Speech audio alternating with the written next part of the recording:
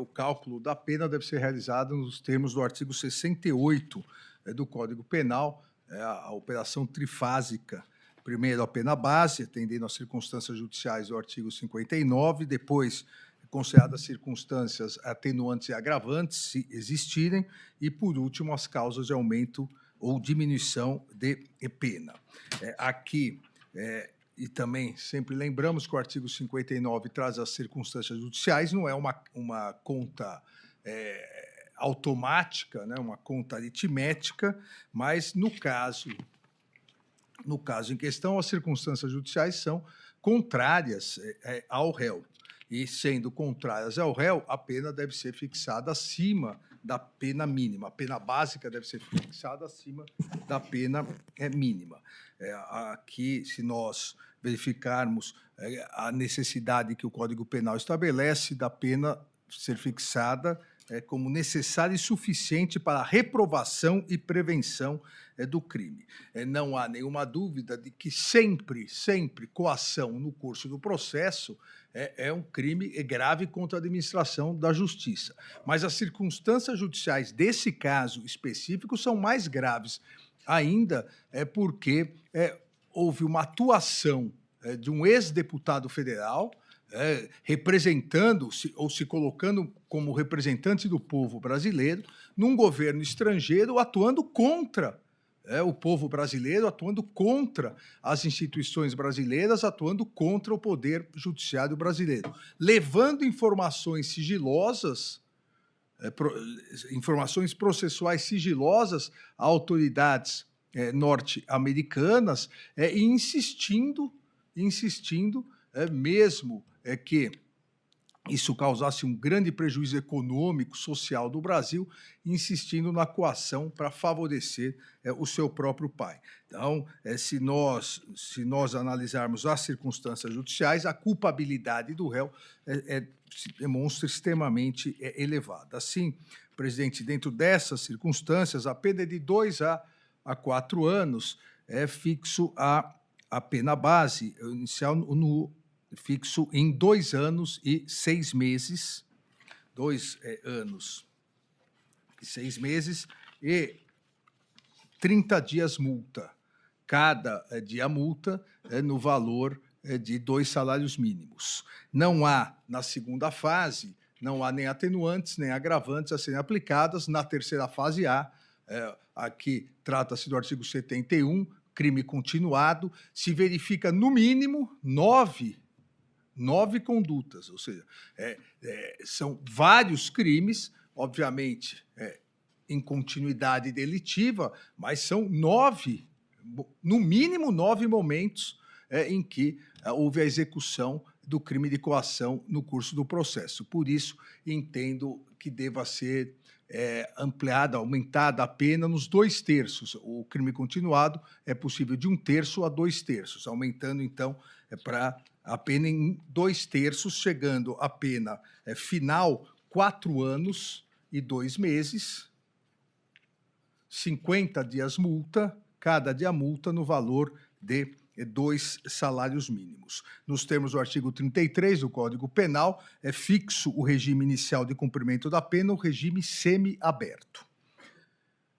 Deixo aqui, presidente, de condenar por a indenização por danos morais coletivos, uma vez que essa primeira turma já fixou em julgamentos anteriores a necessidade de se apontar, por parte da acusação, de se apontar especificamente os danos, o montante, e no julgamento, inclusive, o julgamento paradigmático, o julgamento relacionado ao homicídio de Marielle e outras vítimas, nós deixamos claro isso, a necessidade de se apontar quais os danos, onde e como deveria ser o ressarcimento. Isso não foi feito, então deixo de fixar.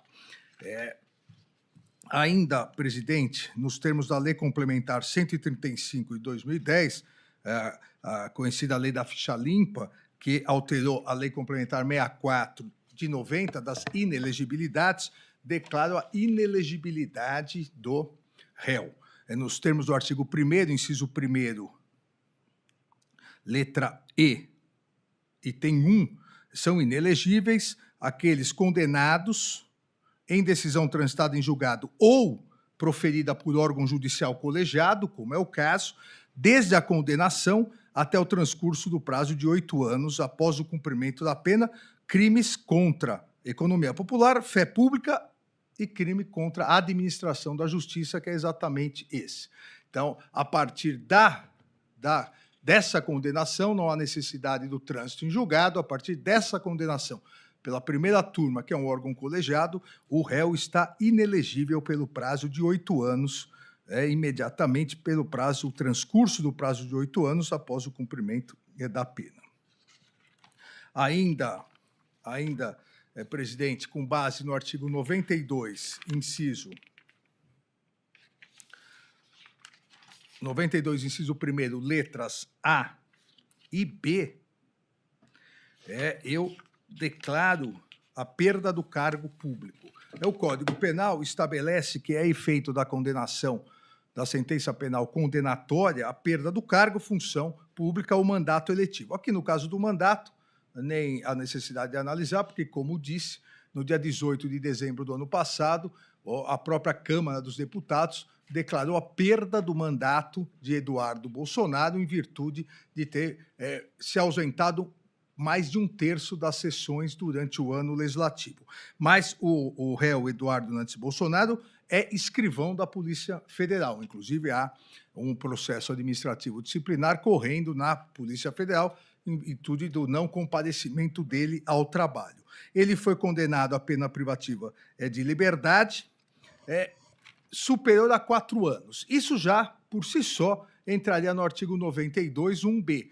Mas aqui, em alguns casos isso ocorre, ele se encaixa, a sua situação se encaixa nas duas hipóteses de perda do cargo.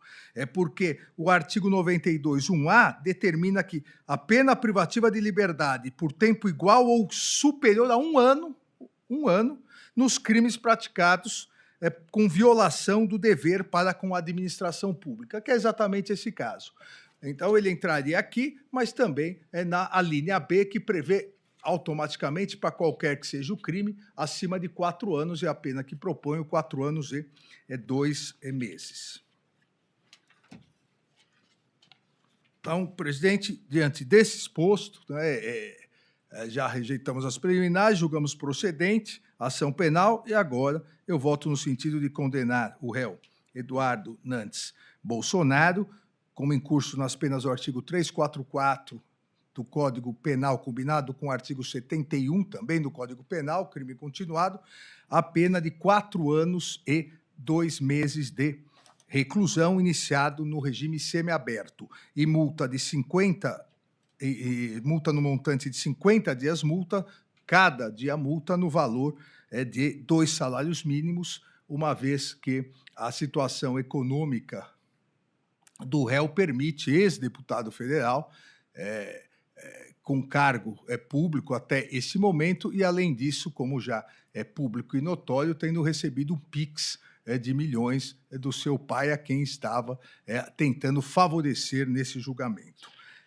Nesses termos, ainda peço à presidência da turma que, imediatamente terminado o julgamento, ainda, como disse, não há necessidade do trânsito em julgado, oficie-se a presidência do Tribunal Superior Eleitoral, nos termos da Lei Complementar 64, para que fique constando sua inelegibilidade. E, após o trânsito em julgado, lance-se o nome no rol do réu no rol dos culpados, guia de execução, e, nos termos do artigo 15, inciso 3º da Constituição Federal, a partir do trânsito em julgado, estará suspenso dos seus direitos políticos. É o voto, presidente. E, da mesma forma que o eminente relator, ministro Alexandre de Moraes, expôs agora em seu voto acerca da dosimetria, eu cheguei à mesma pena a partir do artigo 59 do Código Penal. Também fixei o regime semiaberto a partir do artigo 33, parágrafo 2º, a linha B do Código Penal, e também entendo que é incabível a substituição da pena privativa de liberdade por restritiva de direitos tendo em vista a objetiva aplicação do artigo 44 do Código Penal. Então, por esses fundamentos, eu estou acompanhando na íntegra o eminente relator. Agradeço, Vossa Excelência. Ministra Carmen Lúcia. Para mim, portanto, também Presidente, fixei o regime inicial de cumprimento da pena no semiaberto, nos mesmos termos quanto à inelegibilidade, portanto, estou acompanhando na íntegra o voto do ministro, como disse, com voto escrito a ser anexado.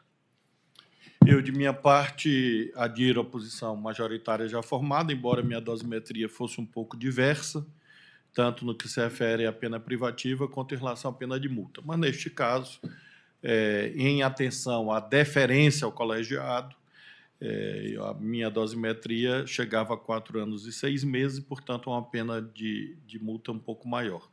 Mas, em razão da proposta de Sua Excelência, eminente relator, eu adiro em deferência ao colegiado e, por isso, proclamo o resultado. A turma, por unanimidade, condenou o senhor Eduardo Nantes Bolsonaro, nos termos do artigo 344, combinado com o artigo 71 do Código Penal, a pena de 4 anos e 2 meses, nos termos do voto do relator.